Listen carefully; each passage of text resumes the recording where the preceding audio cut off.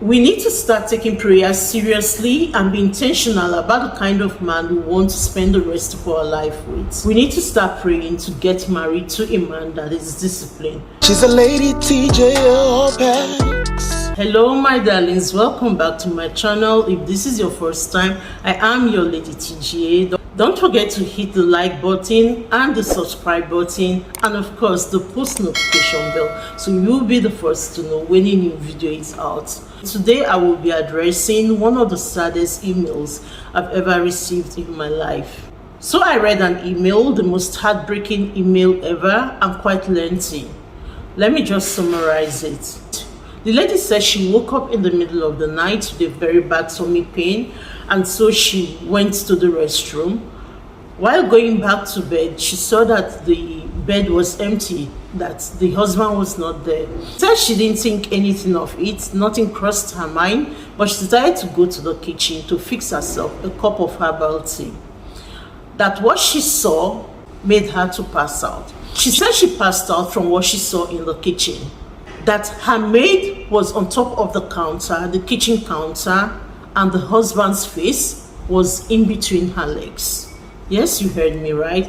She said her maid was on top of the kitchen counter and her husband's face was very busy in between her legs. She said she stood there for what she felt was an eternity, but could have only been about 5 seconds. She said she passed out from the shock of what she saw. To cut a long story short, her eyes were not deceiving her. The husband's face was actually between the maid's legs, very busy. She said she was very hurt. She said the incident filled her with so much rage and hurt because this was a girl that came to her house very dirty. This was a girl that came to work for her. This was a girl that she employed as a servant. And at the end of the day, she caught her husband in that kind of compromising position with her maid. She said the girl was very dirty with strong bad odor that they have been treating for quite some weeks, but it was getting just a bit better. That even though it was getting a bit better, the dirtiness and the strong odor was still there. And so she could not ever have imagined, finding her husband in that kind of position, very comfortable with his face between her legs, very busy. She said to make matters worse, while family members were trying to reconcile them, they found out that the maid was already pregnant. For who? Guess right, her husband. As soon as that incident happened, the one that she caught them very busy in the kitchen, she sent the maid away, only for the maid to come back weeks later. She was already pregnant, some months pregnant. For who? Her husband. She said she was so humiliated as the maid's family brought her back to the house to confront the husband. She said the maid's mother insisted and was rolling on the floor that except her husband wants that the husband needs to take care of not just the baby in the womb, because they were not going to do away with the baby. The husband has to take care of the baby, the husband has to take care of her, and the husband has to take care of the maid's child from another man. Apparently, before coming to work for her, the maid had a child out of wedlock.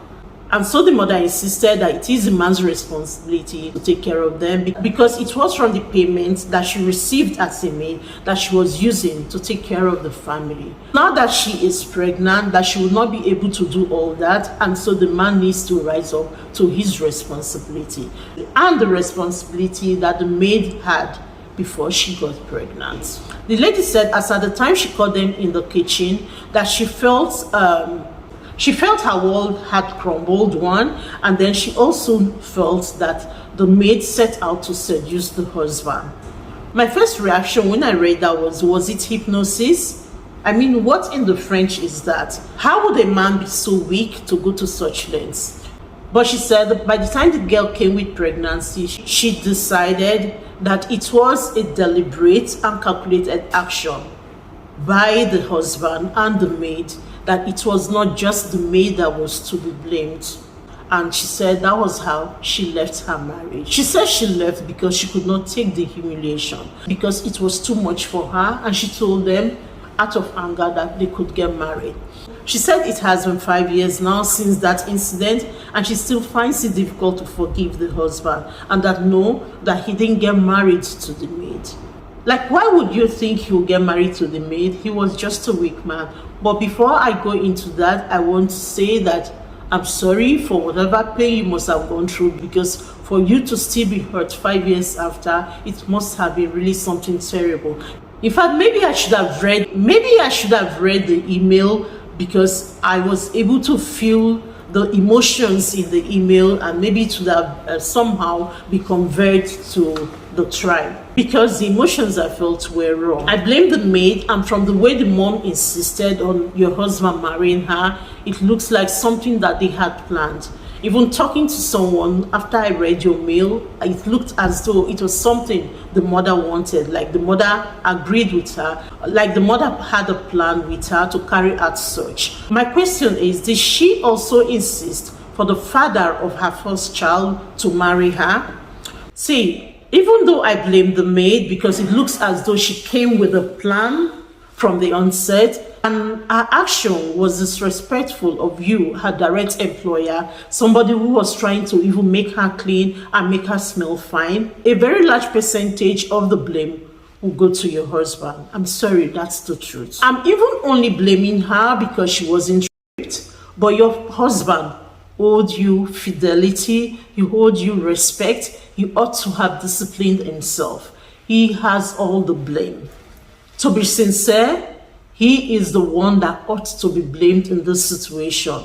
Because how do you have carnal knowledge of your servant, of your wife's maid? That is the lowest any human being can go. This happens to be someone working in your house under your care. Assuming he was even seduced, what happened to walking away and even saying no? Your husband, unfortunately, is weak. The truth is, unfortunately, your husband is weak. He's not a disciplined person, and he did not display any form of self-respect. The fact that this is a servant in his home should have made it all the more disgusting to him. Now, not because she is a servant, but because she is a servant in his own home. This is someone under his care. This is someone that he pays her salary. What if he was even the one that approached her and she was afraid to say no? I'm not making any excuses for her, because I don't even know her age, but I'm saying that what if he approached her and she was afraid to say no? But obviously, of course, she knew what she was doing because she enjoyed it. Both of them have to be blamed. But your husband owes you loyalty. Both of them have to be blamed. As a maid, she was not loyal to you, because I'm sure there would have been others in her position that would have been able to say no, that would have been able to report to you, or that would have been able to walk away. But the large percentage of blame lies on your husband. He disrespected you before she disrespected you. He did not act with respect towards you.